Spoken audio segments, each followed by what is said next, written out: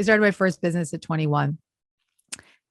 And in retrospect, I can look back and see that there are some lessons that would have really served me in my future. What are the 3 things I wish I knew in my 20s? Gabrielle Bernstein, a role model for spiritual seekers. Number 1, do less and attract more.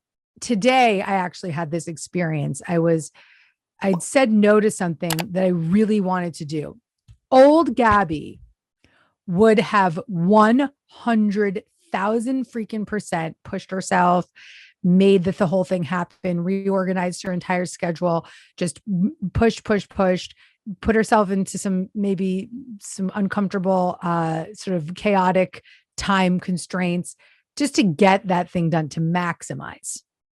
And yeah, I probably would have gotten something out of it and it would have been valuable, but at my own expense. It would have been potentially exhausting. It would have taken me out. And that doing might have kept me from some really important allowing. We have this sense often that the more we do, the more we'll succeed. It could not be more the opposite for me. In this instance, now I'm realizing 22 years behind me, 16 years as a spiritual teacher, 22 years as a spiritual entrepreneur, I can see and look back and say, I wish I'd done a little less. And to be clear, I wouldn't change anything because I do genuinely believe that the universe has a plan for us. And even the things that we wish we'd known, if we had known them, something different would have happened. But moving forward, I'm going to really apply, do less and attract more. Because the more we push and hustle and try to be everywhere and be everything and say yes to everything, the less energy we have for creativity, the less space we have for cultivating the creative mindset that we need to allow inspired ideas to move through us, the less space that we have to let the universe give us direction and show us where to go and what to do. The second thing I would do as a spiritual entrepreneur, if I was talking to myself 20 years ago, is I would say, get the help you need. Get help. Get help, get help, get help.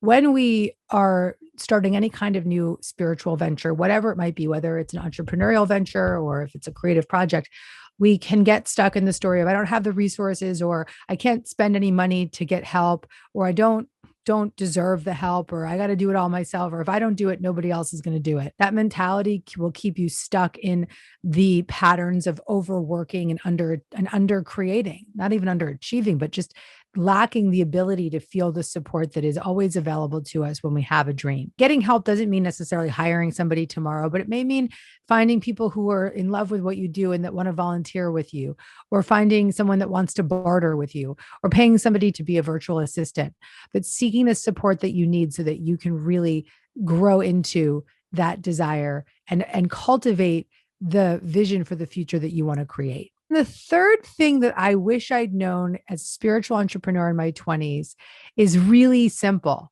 Have more freaking fun, Gabby. Have more fun. Stop being so serious. Stop being so obsessed, and stop being so scared. Have more fun. The secret to manifesting the career beyond our wildest dreams is to have more fun. Fun is the catalyst for all that we create in life. Fun is the catalyst for all the joy that we bring forth. Fun is the key ingredient to being a super attractor.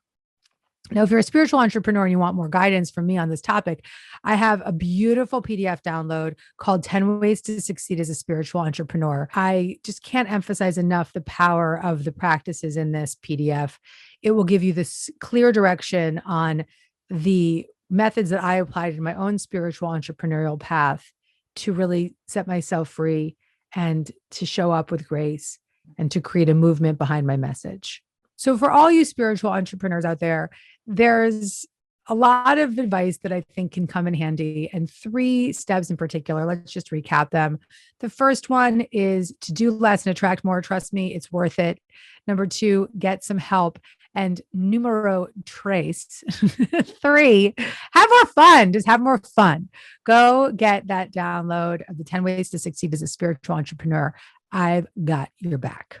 If you like this video and you want to get more Gabby, check out the next one right over here.